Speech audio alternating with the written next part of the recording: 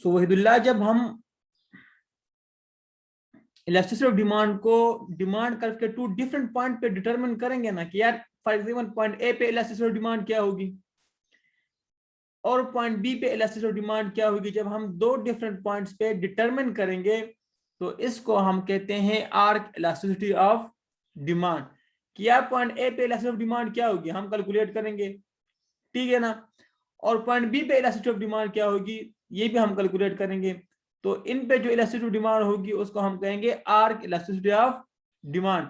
कि elasticity of demand on 2 different points on the demand curve is called arc elasticity of demand.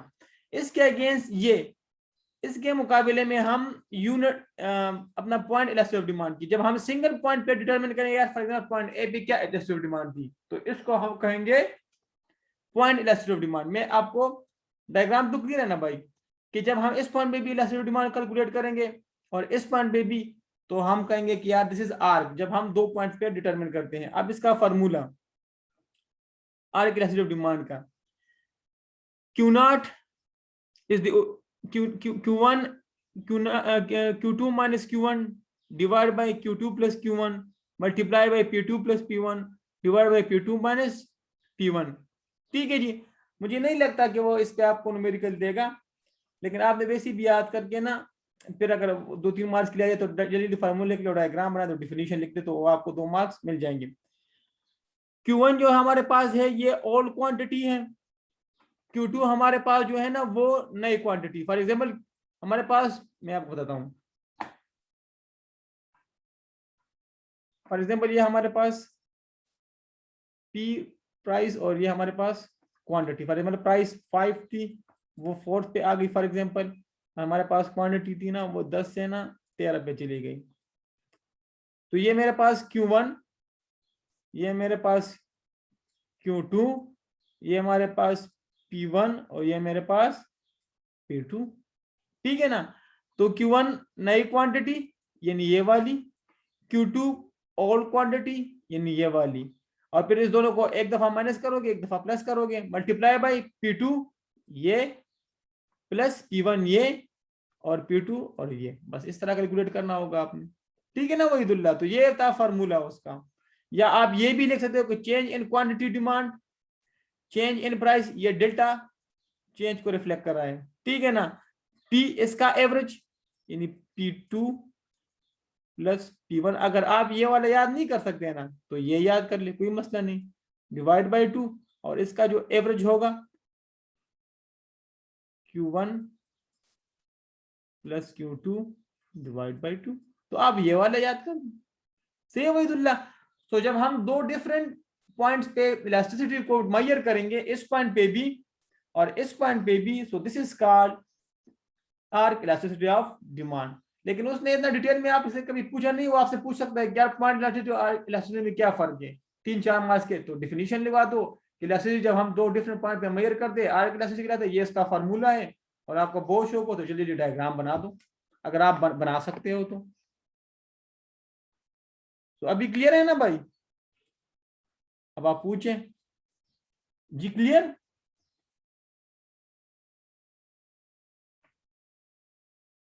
जी बाकी भी बता दें, कोई किसी को पनिशमेंट नहीं है जी।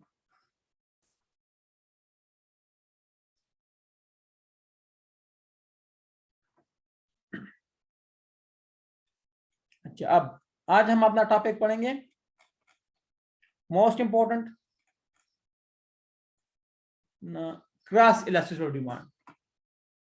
देखें, शुरू में हमने पढ़ा था कि ये जरूरी नहीं है कि एक प्रोडक्ट की प्राइस बढ़ती है तो उसकी डिमांड डिक्रीज होगी, बल्कि अदर फैक्टर्स की वजह से भी हो सकता है, ठीक है ना। जरूरी नहीं कि एक प्रोडक्ट की अपनी प्राइस बढ़ गई उसकी डिमांड गिर जाए, ये भी तो मुमकिन है ना कि सब्स्टिट्यूट की प्राइस बढ़ जाए और उसकी डिमांड हमारे प्रोडक्ट की डिमांड बढ़ जाए, या कंप्लीमेंट्री गुड्स की डिमांड बढ़ जाए तो साथ साथ हमारे प्रोडक्ट की डिमांड भी बढ़ जाएगी।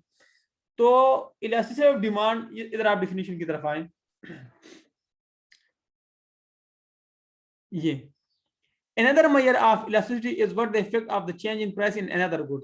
अगर दूसरे गुड्स की प्राइस में चेंज आता है, दूसरे गुड्स की प्राइस में अगर चेंज आता है और उसकी वजह से, यार मैं बाकी को भी अलाउ कर दूं,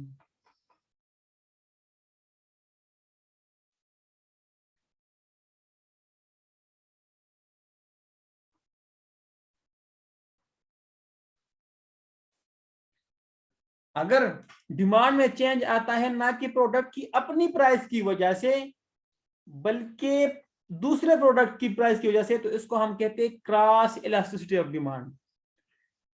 के प्रोडक्ट के अपने प्राइस की वजह से चेंज नहीं आया बल्कि दूसरे प्रोडक्ट की प्राइस में चेंज आने की वजह से हमारी डिमांड पे जो इम्पैक्ट पड़ेगा उसको हम कहते हैं क्रॉस इलास्टिसिटी ऑफ डिमांड। अब यार दो सिचुएशन हो सकती है, या तो कंप्लीमेंट्री गुड्स की सिचुएशन में ये केस होगा या सब्स्टिट्यूट गुड्स की सिचुएशन में ये होगा। क्रॉस इलास्टिसिटी ऑफ डिमांड का फार्मूला आप देख लें, percentage change in quantity demanded of good A divided bye, यार ये लेमडा इसको ना इसकी जगह ना आप ईडी लिखा करो, ठीक है जी।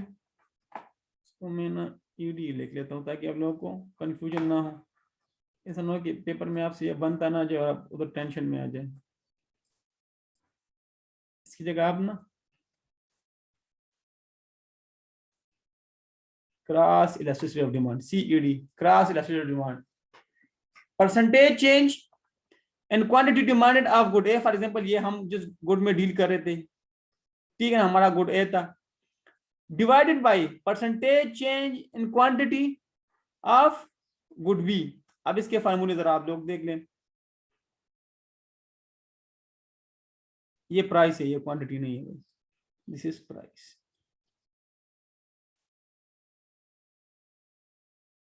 ठीक है ना। अच्छा, अब इसका जो फार्मूला है वो क्या है, new demand for good A, वही पुराना formula, old demand for good A divided by average demand, clear. अब इसका फार्मूला क्या होगा डिनोमिनेटर का, new price for good B minus old price for good B divide by average price, clear. तो कहने का मतलब यह है कि अगर प्रोडक्ट के अपनी प्राइस की वजह से नहीं जबकि दूसरे प्रोडक्ट की प्राइस में डिक्रीज या इंक्रीज आने से हमारे प्रोडक्ट पे जो इम्पैक्ट पड़ेगा वो हमारे पास कहलाएगा क्रॉस इलास्टिसिटी ऑफ डिमांड। अब दो सिचुएशन हो सकते हैं क्रॉस इलास्टिसिटी में, या तो प्रोडक्ट सब्स्टिट्यूट गुड्स होंगे या प्रोडक्ट्स कंप्लीमेंट्री गुड्स होंगे।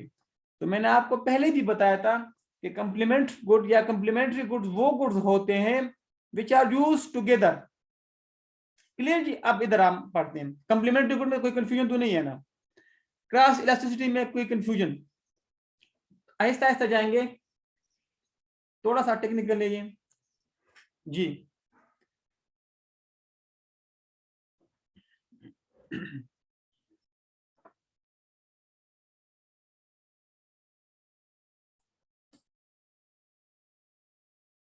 ठीक है जी, अब आए, a good where demand for good A is increased by a rise in demand for good B. देख के मैं आपको बताता हूँ यार, हम डील कर रहे थे फॉर एग्जांपल हमारे जो मेन कोर प्रोडक्ट था ना वो हमारे पास था बैट, ठीक है ना, हमारे पास जो मेन प्रोडक्ट था वो हमारे पास बैट था। तो हमारा कंप्लीमेंट्री जो गुड होगा वो होगा हमारे पास बाल, क्लियर जी। जब बाल की डिमांड बढ़ जाएगी, ठीक है ना, तो ऑटोमेटिकली हमारी बेड की डिमांड भी बढ़ जाएगी, क्लियर ना। एज्यूम दैट कि बाल की प्राइस गिरी थी जिसकी वजह से बाल की डिमांड बढ़ गई, तो जब लोग बाल की डिमांड ज्यादा करेंगे तो ऑटोमेटिकली हमारी बेड की डिमांड भी बढ़ जाएगी। Is it clear. एक और मिसाल देता हूं यार, फॉर एग्जांपल अचानक ईद आ रही है और शूज, फॉर एग्जांपल शूज की प्राइस बढ़ रही है, ठीक है ना। जब शूज की प्राइस बढ़ रही है और हमारा मेन जो प्रोडक्ट है वो है सॉक्स, हम सॉक्स में डील कर रहे हैं, तो जब लोग शूज की डिमांड करेंगे तो साथ सॉक्स की भी डिमांड करेंगे, ठीक है, जुराबों वगैरह की, तो कंप्लीमेंट्री गुड्स हो गए। तो A demand where demand for good A, for example हमारा गुड ए बैट था, by a rise in demand for good B, और बी हमारे पास जो बाल था, तो बी की डिमांड में राइज होने की वजह से हमारे प्रोडक्ट की डिमांड में भी इजाफा हो रहा है, क्लियर। तो इसको हम कहते हैं कंप्लीमेंट गुड्स, क्लियर जी, यहां तक कोई कंफ्यूजन।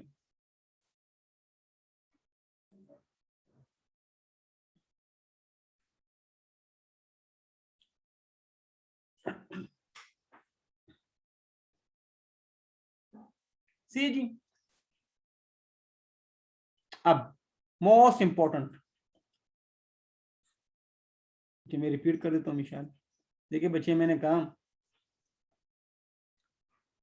कि हम कंप्लीमेंट गुड्स पढ़ रहे हैं और हम क्रॉस इलास्टिसिटी में हम ये पढ़ा कि हमारी डिमांड पे, अभी सब्स्टिट्यूट भी पढ़ेंगे अबू बकर, दो सिचुएशन हो सकते हैं ना। देखिए हम क्रॉस इलास्टिसिटी पढ़ रहे हैं ना, और क्रॉस इलास्टिसिटी क्या होती है कि हमारे प्रोडक्ट की डिमांड पे क्या इंपैक्ट पड़ेगा जब दूसरे प्रोडक्ट की डिमांड पे इंपैक्ट पड़ा। क्लियर जी?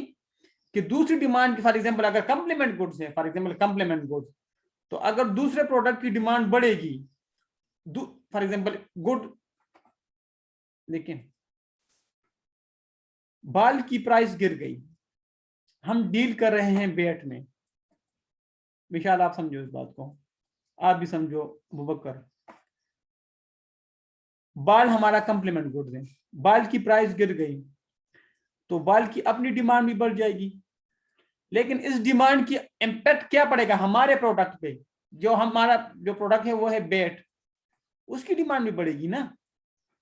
बाल की प्राइस में डिक्रीज आने की वजह से बाल वालों को भी फायदा होगा जो बाल मैन्युफैक्चरर या प्रोड्यूसर होंगे, और साथ साथ जो बेट मैन्युफैक्चरर या प्रोड्यूसर है उसको भी फायदा होगा मिशाल।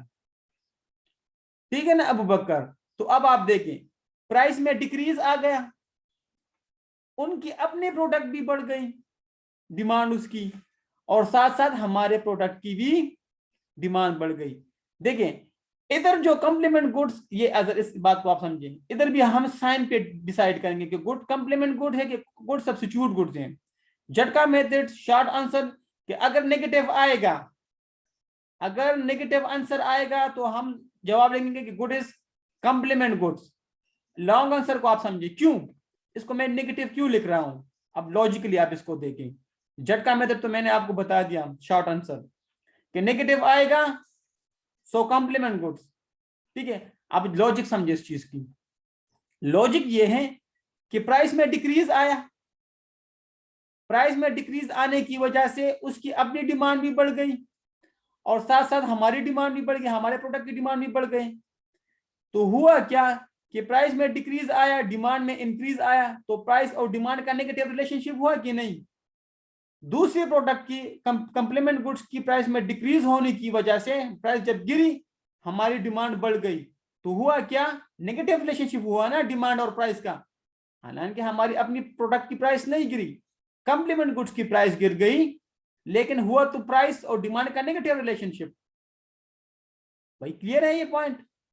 सो झटका मेथड के लिए अगर नेगेटिव तो कंप्लीमेंट गुड्स, लॉजिकली प्राइस में डिक्रीज आने की वजह से उसकी अपनी डिमांड भी बढ़ गई, साथ हमारी डिमांड भी बढ़ गई, उसकी वजह से हमारा भी भला हो गया भाई। ठीक है ना, तो वारे न्यारे हमारे भी हुए उनकी वजह से।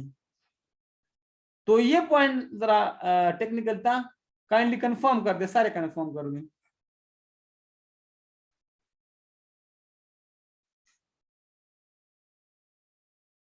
ये अदनान, अली, आयशा, दाऊद, शाबाश, हफ्सा, इकरा, शाबाश। जिनको समझ भी नहीं आई तो मैं दोबारा समझा देता हूँ। देखिए अदनान भाई, मैंने कहा कि जो कॉम्प्लीमेंट गुड्स था बाल ना, उसकी प्राइस में तो डिक्रीज आया, तो बाल में डिक्रीज आने की वजह से बाल की अपनी डिमांड भी बढ़ गई, और बाल की डिमांड बढ़ने के साथ साथ हमारी प्रोडक्ट यानी बेड की डिमांड भी बढ़ गई। तो हुआ क्या कि नेगेटिव रिलेशनशिप हुआ ना प्राइस और डिमांड का। जब प्राइस गिरी है ना बाल की, तो हमारी बेड की डिमांड बढ़ गई है, तो इसलिए इसको ना नेगेटिव रिलेशनशिप कहते हैं। क्लियर? अब आ जाए आप, ये जरा देख लें आप, इस तरह का वो आपसे न्यूमेरिकल पूछेगा। The quantity of cricket balls, इसने भी बाल और बैट की मिसाल दी। गुड ए, उसने गुड ए दिया, डिमांड इंक्रीजेस फ्रॉम 500 टू 600। ठीक है ना, क्वांटिटी डिमांड बढ़ गई है। When the price of cricket bats falls from 100 to 90, आप बताए क्रॉस इलास्टिसिटी की, ये कंप्लीमेंट गुड है कि सब्स्टिट्यूट गुड्स। तो अब आप देखें, price increases from 500 to 600 when the price of cricket ball falls from 100 to 90। तो आपसे पूछेगा कि यार बताएं आप कि प्रोडक्ट इज कम्प्लीमेंट्री गुड्स या सब्स्टिट्यूट गुड, इस तरह वो आपसे सवाल पूछेगा। तो आप फिर बताओगे सर इस तरह new demand minus old demand divide by average demand, इससे ये आ जाएगा।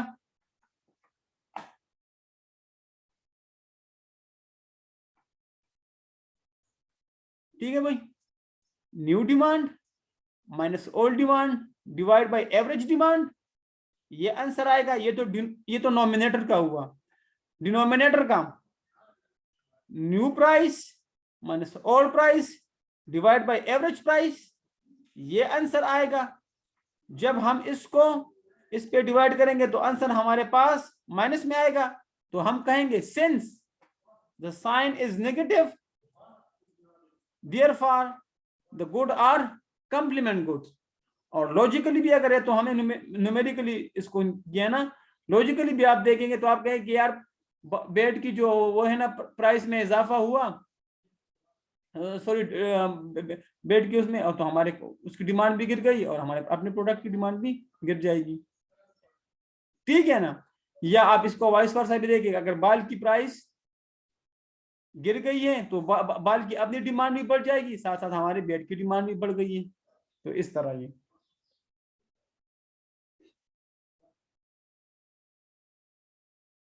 तो जरा पूछ ले आप, ये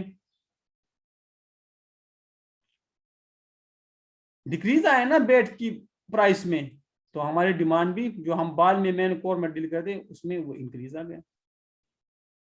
और साथ कंप्लीमेंट गुड्स साइन माइनस से, तो इसलिए कंप्लीमेंट गुड्स।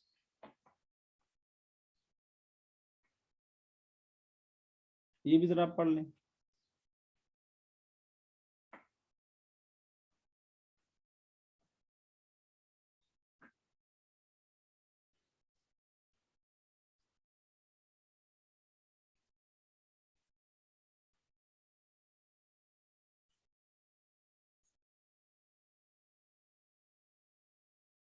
सही है। अब ये क्रिटिकल एरिया भाई हुआ यहां से, वो अभी थोड़ा सब्र करना ना भाई, अभी जब पॉजिटिव आएगा तो सब्स्टिट्यूट गुड होगा, थोड़ा सब्र करें आप लोग। अब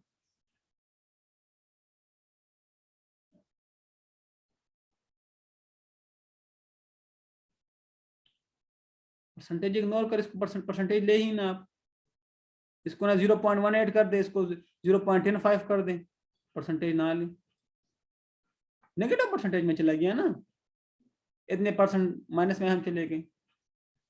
ठीक है, या इसको आप परसेंट साइन लो ही ना।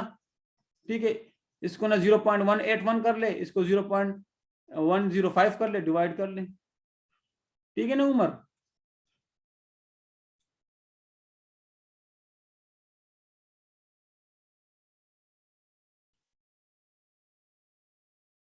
उमर समझ आ गई कि नहीं।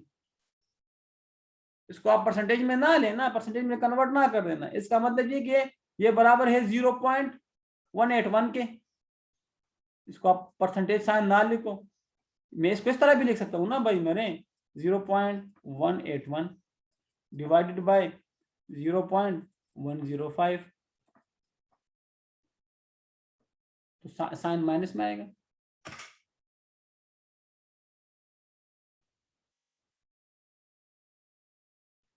यार नेगेटिव संख्या इसलिए आ गया ना, नेगेटिव रिलेशनशिप इसलिए कि उसकी प्राइस में डिक्रीज होने की वजह से हमारी क्वांटिटी डिमांड बढ़ गई।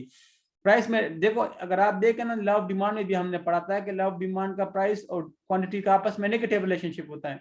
इधर भी सेम वही रूल है, लेकिन हमारे अपने प्रोडक्ट की प्राइस नहीं गिरी, बल्कि दूसरे प्रोडक्ट की प्राइस गिरने की वजह से हमारी डिमांड बढ़ गई, तो उनकी प्राइस में डिक्रीज आने की वजह से हमें भी फायदा हुआ। ठीक है ना हुसैन शाह। तो सिर्फ आपको साइन और प्लस वो बता रहे कि अगर माइनस साइन तो कॉम्प्लीमेंट गुड्स। बाकी जब हम कैलकुलेशन करेंगे तो जो भी आंसर आएगा वो हम डिसाइड करेंगे ना इंशाल्लाह। जब न्यूमेरिकल करेंगे तो क्रिस्टल क्लियर हो जाएगा मजीद। लेकिन लॉजिकली भी आप इसको देखे से ना हो कि आप पेपर में भूल जाओ कि यार माइनस साइन से क्या आता है और प्लस साइन से, तो मैंने आपको दोनों मेथड बता दिए, लेकिन इसको आप ना हाईलाइट कर दे, फिर जब रिवीजन करते रहो तो आपको समझ आ जाए। तो लॉजिकली भी देखिए आपको, अगर झटका मेथड यूज करते हो तो झटका मेथड के थ्रू भी आप इसको कर सकते हैं, लेकिन लॉजिकली समझे ताकि आपके कंसेप्ट क्लियर हो। ऑब्जेक्टिव में भी पूछ सकते हो आपसे। अब अच्छा, अब दूसरा जो सिचुएशन था वो था हमारे पास सब्स्टिट्यूट गुड्स का। ठीक है, मैंने आपसे कहा था कि सब्स्टिट्यूट गुड्स वो गुड्स होते हैं जो कि एक दूसरे की जगह in place of one another use होते हैं। ठीक है जी, मैंने आपको इसकी मिसाल दी थी टी कॉफी या 7 अप और इस तरह स्प्राइट वगैरह। ठीक है ना। अब आप देखिए, अगर फॉर एग्जांपल सब्स्टिट्यूट की प्राइस बढ़ती है, सब्स्टिट्यूट फॉर एग्जांपल हम डील कर रहे हैं कॉफी में, हमारा जो मेन कोर प्रोडक्ट है, ठीक है, और जो टी है ना वो हमारे कंपटीटर्स का प्रोडक्ट है। ठीक है, दोनों सब्स्टिट्यूट गुड्स हैं। अब फॉर एग्जांपल अगर टी की प्राइस बढ़ती है तो होगा क्या, उसकी प्रोडक्ट की डिमांड गिर जाएगी, क्लियर। लेकिन कंज्यूमर इधर शिफ्ट हो जाएंगे, जब कंज्यूमर शिफ्ट हो जाएंगे तो हमारे प्रोडक्ट की डिमांड बढ़ जाएगी। Number of consumer means increase in demand, clear. I repeat, we are dealing in coffee, हमारा कोर प्रोडक्ट कॉफी है, जबकि कंपटीटर का जो सा कंपिटेटिव प्रोडक्ट्स है या सब्स्टिट्यूट प्रोडक्ट्स है वो है टी। टी की प्राइस बढ़ गई, जब टी की प्राइस बढ़ गई तो हुआ क्या कि टी की डिमांड गिर गई, नंबर ऑफ कंज्यूमर इधर कॉफी की तरफ शिफ्ट हो जाएंगे, और जब नंबर ऑफ कंज्यूमर कॉफी की तरफ शिफ्ट हो जाएंगे तो कॉफी की डिमांड बढ़ जाएगी। अब आप देखिए, कंपिटेटिव प्रोडक्ट की प्राइस बढ़ गई, लेकिन उसकी प्राइस बढ़ने की वजह से हमें फायदा हुआ, उनको तो नुकसान हुआ टी वालों को, लेकिन कॉफी के जो मैन्युफैक्चरर थे, जो हमारी कोर प्रोडक्ट थी, उनको फायदा हुआ। तो इधर आप देखेंगे कि प्राइस का और डिमांड का आपस में पॉजिटिव रिलेशनशिप होगा। अगर पॉजिटिव साइन आएगा ना, पॉजिटिव साइन, अगर पॉजिटिव साइन आएगा तो होगा क्या, हम कहेंगे कि the product is substitute goods. देखिए ये आप देखिए कि product is substitute goods, clear जी। कि देखिए उनकी प्राइस में इंक्रीज होने की वजह से, उनकी प्राइस में इंक्रीज होने की वजह से हमारी डिमांड बढ़ गई, उनका तो नुकसान हुआ लेकिन हमें फायदा हुआ। उन्होंने अपनी प्राइस बढ़ा दी, they loss the customer and shift to coffee product, coffee की तरफ शिफ्ट हुआ, प्राइस में इंक्रीज आया, लेकिन किसकी प्राइस में इंक्रीज आया, कंपिटेटिव गुड्स की प्राइस में जब इंक्रीज आया तो हमारे प्रोडक्ट की डिमांड बढ़ गई। इसलिए this is called substitute good. और सब्स्टिट्यूट गुड्स का जब पॉजिटिव साइन आएगा तो हम कहेंगे कि क्या है अपना। ठीक है सुलेमान, मैं सबर कर आप वो करता हूं। ठीक है, बाकी भी पूछे।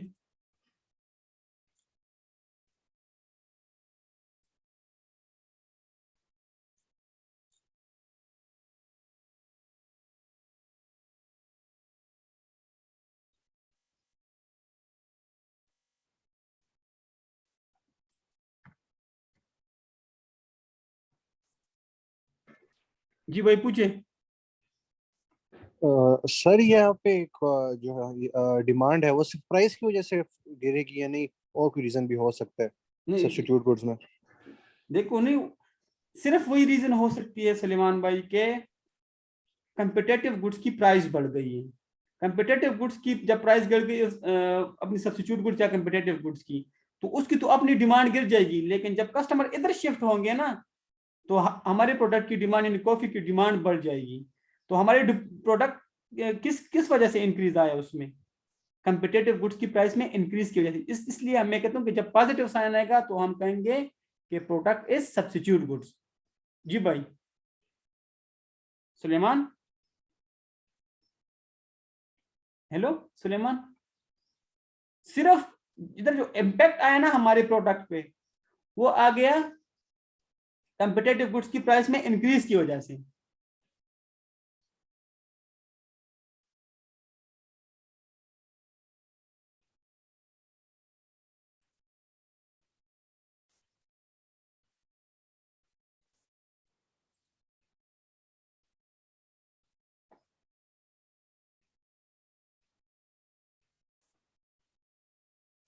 जी आवाज क्लियर है कि नहीं?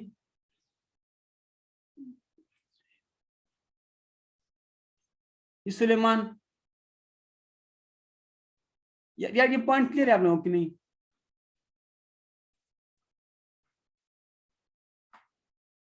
सुलेमान डिस्कनेक्ट हुआ कि क्यों?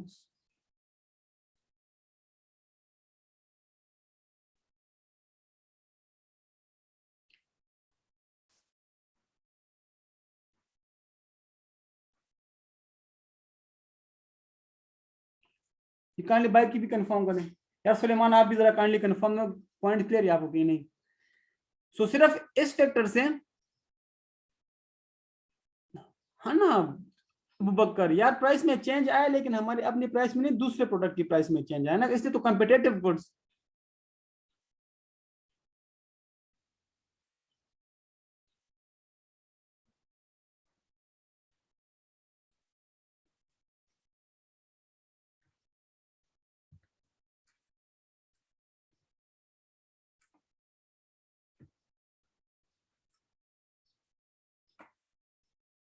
क्लियर भाई? तो प्राइस में चेंज आया लेकिन हमारे प्रोडक्ट की प्राइस में नहीं, दूसरे प्रोडक्ट की प्राइस में। सुलेमान डिस्कनेक्ट हुआ क्यों? आंसर नहीं दे रहा, तो बाकी भी कंफर्म कर दें। तो अगर पॉजिटिव साइन आएगा, पॉजिटिव साइन आएगा तो सब्स्टिट्यूट गुड्स, नेगेटिव साइन आएगा तो कंप्लीमेंट्री गुड। और मैंने आपको रीजन भी बता दिया कि कंप्लीमेंट्री गुड्स में, कंप्लीमेंट गुड्स की प्राइस में डिक्रीज आने की वजह से हमारी प्रोडक्ट की डिमांड बढ़ गई। तो इनवर्स रिलेशनशिप हुआ ना, नेगेटिव रिलेशनशिप। हमारी प्रोडक्ट की डिमांड इंक्रीज हो गई कंपिटेटिव गुड्स की प्राइस में डिक्रीज की वजह से।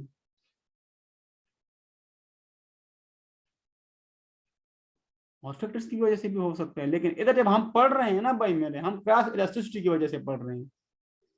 हम देखेंगे उसने सिर्फ क्रॉस इलास्टिसिटी हमको दो सिचुएशन में दी है, सब्स्टिट्यूट गुड्स की सिचुएशन में और कंप्लीमेंट्री गुड्स की सिचुएशन में।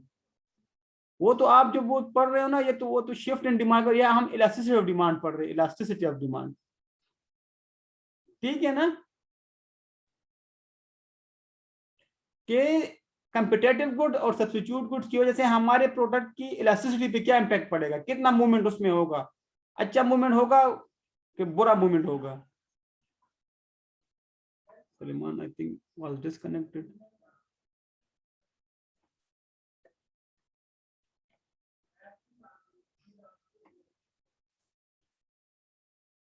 जी पूछे यार पूछे।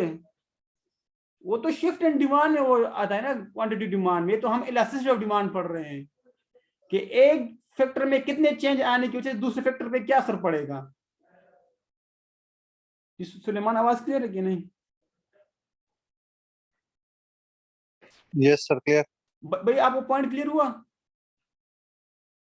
Hello yes sir. ठीक है ना भाई? तो प्राइस में चेंज आए लेकिन हमारी अपनी प्रोडक्ट की प्राइस में चेंज नहीं, दूसरे प्रोडक्ट की प्राइस में चेंज आने की वजह से हमारी प्रोडक्ट की डिमांड पे इंपैक्ट पड़ा है। सो अगर नेगेटिव तो हम कहेंगे कि कंप्लीमेंट गुड्स, नेगेटिव साइन होगा। अगर पॉजिटिव साइन होगा तो हमारे पास हम कहेंगे कि सब्स्टिट्यूट गुड्स। जी अब ये न्यूमेरिकल आप देख ले, जरा काइंडली देख ले। Suppose the quantity of milk chocolate, ठीक है ना, डिमांड डिक्रीज, यार खाने पीने की बातें कर रहे हैं यार रमजान में, ठीक है, decreases from 90 when the price of dark chocolate decreases from 50 to 60। आप ये जरा देख ले, आप इस न्यूमेरिकल को जरा पढ़ लें, 2-3 मिनट लें भाई।